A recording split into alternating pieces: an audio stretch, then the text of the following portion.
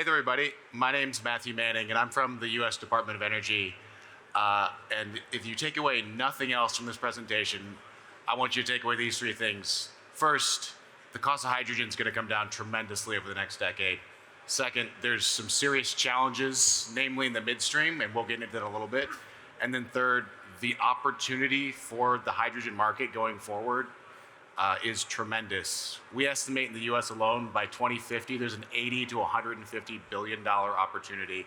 There's a huge range there because so much is dependent on what's going to happen in the next 5 to 7 years. So at a really crucial point right now where decisions made will echo through the next 2 decades. So let's get started. We have a brief little agenda here. I want to talk about the opportunity with hydrogen. I want to talk about US policy and strategy. I know there's been a lot of noise and a lot of confusion about what the US is doing in hydrogen, so I'm going to hit on that a little bit. And then finally, I want to talk about our hydrogen liftoff report. So we recently published a really great roadmap to commercialization for hydrogen. You guys can read these reports for free. We did one for hydrogen, nuclear, long duration energy storage. We're working on one for chemicals and a few other sectors. So we want these to be documents that industry as well as governments can use to see what are the necessary steps to commercialize different technologies. So I'm just going to give a brief overview of that report, kind of hit the highlights, use cases. I know everybody's really interested in end use for hydrogen, and then we'll kind of go through some lessons learned. But let's start off. I like starting off with the technology readiness level. This is always a really interesting spectrum. I don't think people realize where hydrogen is on this, and it's everywhere, right? There's right now you have gray hydrogen that's at TRL 9. You have green hydrogen that's maybe at TRL 6 to 8, but it spans this spectrum. And I think if you walk around this exhibition center, you're going to see a huge range of people with different ideas that span this.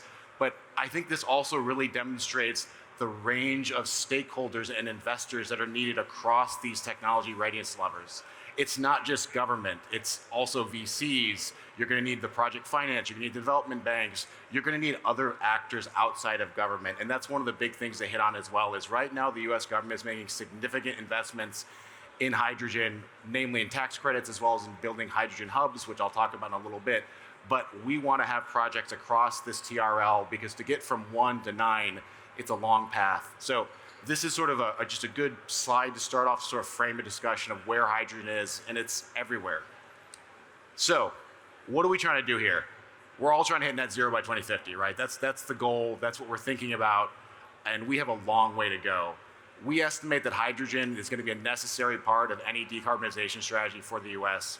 We're looking at 10 to 15% of our decarbonization will come from hydrogen by 2050, namely in the most difficult sectors, so these hard to abate sectors, heavy industry, chemicals. So I kind of think that hydrogen is doing sort of the double duty. These are sectors that we cannot decarbonize without hydrogen, so we really need these key investments to make any sort of goal towards net zero in 2050. So absolutely necessary part of the US as well as global decarbonization goals. So that's the opportunity there. And this is an $80 to $150 billion opportunity in the next 30 years. That's in the US alone. Globally, you're looking at a multitude of that. So let's talk about the US legislative landscape. I know that's everybody's favorite topic. Everyone loves talking about really confusing laws that have passed over the last 2 years, but let me quickly summarize what's happened. So 2001, you had this bipartisan infrastructure law passed, which was the most forward-leaning policy on hydrogen that we've ever seen. So it included $9.5 billion for clean hydrogen. So about $1 billion went to electrolysis research. The US is committed to bringing down the cost of electrolyzers. Another $500 million went to manufacturing and recycling. And then $8 billion went towards our clean hydrogen hubs, which I can talk about a little bit more in detail. And it also mandated that the US catch up with the rest of the world and develop a national strategy. So this is something I'll also talk about. But for our hydrogen hubs, those are out right now. We have closed the applications for hydrogen hubs. We hope to make a decision on 6 to 10 hydrogen hubs by the end of the year. So that's going to be a huge step forward. So we've set aside $7 billion for that of the 8. We're keeping 1 in reserves for sort of project overrun. But of that $7 billion, this is all a 50% industry cost share. So take that $7 billion and multiply it by 2, and you're looking at nearly $15 billion being invested in the US in hydrogen hubs. Why have we chosen hubs? We believe that the co-location of demand and supply, as well as production midstream, that's the ideal way to do hydrogen in the near to midterm. We need to have these things co-located just due to variables with midstream. And I'll get into a little why midstream is particularly difficult in a little bit. So that's thing one, bipartisan infrastructure law. Thing two, the Inflation Reduction Act. This was passed last August, and this provided what's called the Production Tax Credit, the PTC. This is up to $3 per kilogram of production, depending on the sort of profile of the clean hydrogen. In the US, we've moved away from colors. We're trying to now look at the carbon intensity and carbon content of the hydrogen rather than going by colors. This is still something that's sort of in review right now, but we believe that this, in combination with the hydrogen hubs, is going to create a really attractive investment landscape in the US and in North America for hydrogen more broadly. So this is sort of the overview of what's happening. And if we have questions, if we have time at the end, I'd love to take questions. I'm not sure we're going to have time at the end, though. All right, so this is we published a draft hydrogen roadmap. This is available online for free, but has three main tenets. So the first tenet is targeting strategic high impact end uses. We're thinking industrial decarb. Right now, the US uses about 10 million tons of hydrogen every single year. So most of that's gray. We don't really produce any clean hydrogen at the moment, very small amount. So that's the easiest sort of immediate term opportunity to help decarbonize and clean up the sector. Second factor is reducing the cost of clean hydrogen. So this is those investments in electrolyzers. These are the investments in the hydrogen hubs. We believe that we can help build out value chains in the US and across the world. The IRA has caused a lot of anxiety with foreign partners, and I'm here to tell you that we believe that our investments are going to lower the cost of hydrogen everywhere. We're paying the cost today for electrolyzers so that they're cheaper in 10 years. Third, focusing on regional networks. So this is the whole hub strategy. So employing this hub strategy to try to maximize the co-location of resources to ensure better outcomes. So those are sort of three tenets, and this is available online, so you guys can view this.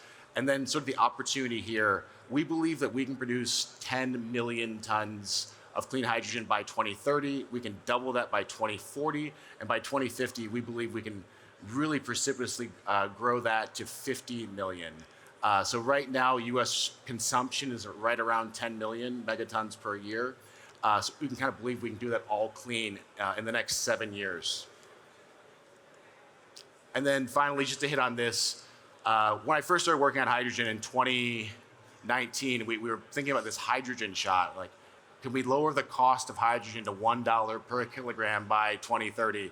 And everyone thought it was kind of outlandish, right? We launched this in 2020, and like, oh, that's we'll see. So it's this idea of $1 for a clean kilogram of hydrogen in 1 decade. And I'll just say 4 years later, things are looking pretty feasible without tax credits. And I think that's just a real comment on all the work that's come together, not just from the government side, from the private side. It's really going to take a village to get us where we need to be with hydrogen. We need to move past government funding, we need to pass tax credits, but we believe that right now we've laid out the policy strategy and the framework needed to help grow that in the private sector. So moving along a little bit to our liftoff report. So once again, I'll have a link to this at the end, but this is available for download. So this goes through the sort of production, the midstream, and the downstream. So let's hit the domestic market first with production. So right now, the US produces hardly any clean hydrogen. It's basically zero. We believe we can hit 10 megatons by 2030 and then sort of precipitously grow this. And we've seen the post-IRA project announcement accelerating. So we're trying to hit 10 megatons by 2030. Since August, we've tracked 12 megatons of projects that have just been announced. These have not reached FID. That's a key piece here, but we believe we have the right momentum. And with that, supply chains have also begun to scale up. So we've seen domestic supply chains really answer the call of the IRA. We've had so many positive calls with stakeholders in the US and elsewhere that we've started to see that supply chain grow in the US and elsewhere. And we also believe that the growth along the value chain is required. So we need every aspect of this to grow. I think right now a lot of the attention is being paid on production and less on the midstream. So I'm a middle child myself. I think midstream always gets forgotten, right? This is something that people don't pay enough attention to. No one likes building pipelines. No one likes building transport vehicles or salt caverns. But this is a really necessary part and can cause log jams in the future. So let's transition to midstream then. So one of the reasons we chose hydrogen hubs as a model is because of the midstream piece. If you can co-locate and minimize the cost of transporting or moving the hydrogen, whether that's through ammonia or through a pipeline, whatever your vehicle there is, it's going to be expensive and it's going to be technically challenging. So if you can co-locate your production with your distribution and with your use, then that's going to cut out this whole midstream. But we believe that any midstream that's being built, sort of infrastructure, needs to be open access. We don't want to be creating a network of closed access infrastructure pipelines that can't be used. This is going to shut a lot of players out of the game too early. So we want to make sure that we have open access. And then moving to co-located versus distributed. So early on, our hubs are going to look at sort of co-located, but as that midstream gets built out through these regional hubs, which we hope to select 6 to 10, we believe that distributed solutions will become more viable. And that kind of moves us into the market phases. So in the near term, we view the industrial decarb case, namely ammonia and sort of chemicals, as the most immediate term. But as we move to the medium term, we believe transportation is the next sector to be unlocked by hydrogen, particularly as things move from co-located to a distributed model. With that, long-term offtake is critical. Right now, there's not clear models to how to sell hydrogen, how to move it correctly. So I'm gonna have to move faster. I'm running out of time here. So I think that right now, long-term offtake is critical, and getting these deals locked in is a really important piece of this. Obviously, there's going to be export opportunities. We're not looking at that right now. We believe that we should be cleaning up our own industry before looking to export, but obviously, export is going to be a piece of this. So everybody loves a really busy slide, so I thought I'd put one together. But this is the end use. This is sort of the analysis that we've done as far as use cases. It's broken up into 4 sectors as far as the industrial piece, transport, heating, power. So this is sort of ranked in a way that is probably near term to longer term. So in the sort of nearer term, the immediate opportunity we view is industry, ammonia, refining, steel. These are really big investments that we believe by 2030, 2035 will become quite viable. The next one to unlock after industry is going to be transport. Transport's a really interesting sector because of the willingness to pay for end users there. So within transportation, you have very large end markets that are valuable, and also transportation could provide some of the market pull needed to develop broader regional clean hydrogen networks. So this is in the US context, but I think this applies kind of across the globe. So sort of near-term industrial uses, mid-term transport, heating and power, this is when you get a little farther out into 2040, 2045. Right now, in the US context, these aren't super viable use cases. That's not to say they couldn't be in the future, but at this time, not incredibly viable. Okay, one last slide here. We have some challenges, and we believe we have some solutions. So, and once again, this report is free to download. I'd encourage everyone to read it. I know people don't have enough reports to read, but you can kind of bucket these challenges. A lot of the challenges are going to be in the long-term and midstream infrastructure, right? We need to be building these things simultaneously. It's a challenge to build a plane as you fly it, but that's what we need to do with this industry. If you want to reach commercial liftoff and these ambitious goals by 2040, 2050, we need to be working in tandem, not just with industry, but with foreign partners. So I think some of the solutions that DOE and its peer agencies across the world have are to help facilitate these relationships with industry and move towards FID. The federal government has made a huge investment in hydrogen in the US in the $7 billion clean hydrogen hub, or $7 billion for regional clean hydrogen hubs. We need to start expanding our domestic and international manufacturing capacity.